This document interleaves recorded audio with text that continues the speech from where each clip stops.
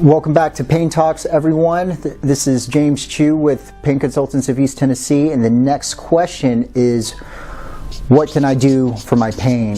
Well, first and foremost, one of the most important things to know about your pain is what is causing your pain.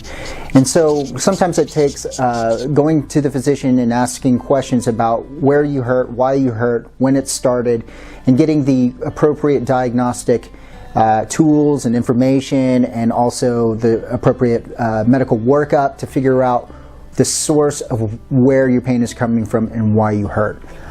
Most people that come to pain consultants have already had a lot of that work done, and so there is no secret, so to speak, or confusion as to where your pain is coming from.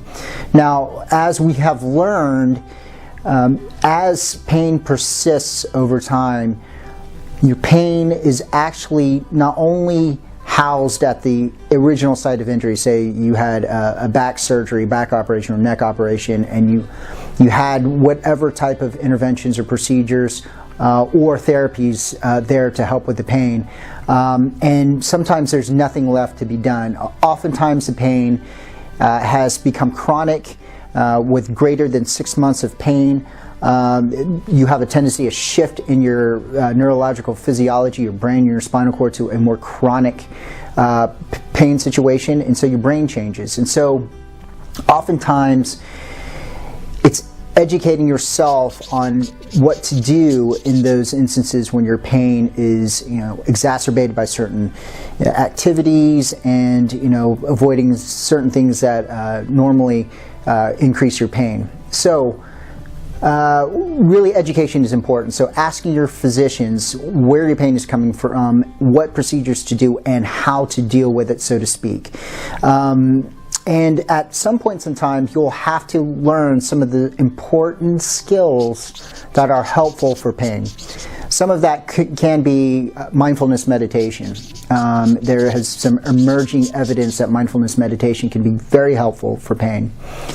Seeking out a pain psychologist can be also very, very important part of your care. Some of the best evidence out there is that cognitive behavioral therapy can be very helpful.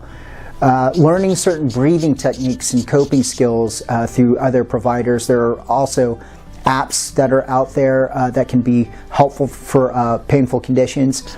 There is also online resources that are helpful to learn, say, your condition's fibromyalgia.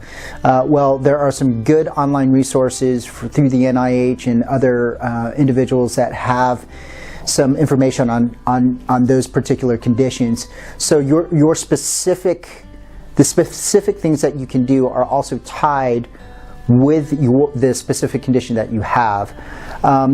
Generally speaking, exercise is very, very good. You probably need to talk to your physician on what exercises you should be doing and some of the exercises that you should avoid. But there's no doubt that physical activity can be helpful. If you're overweight, losing weight is also very helpful. Regulating your sleep is incredibly important for controlling your pain.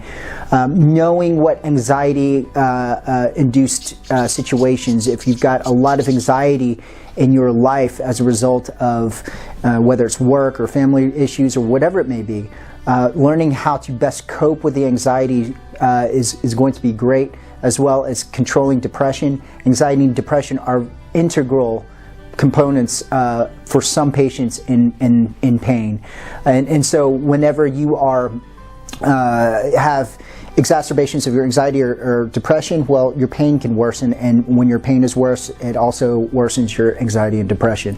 So there are a variety of things that you can do for yourself. First and foremost is to be educated about what your pain is, where it's coming from, and getting some guidance from physicians and other therapists to help you out.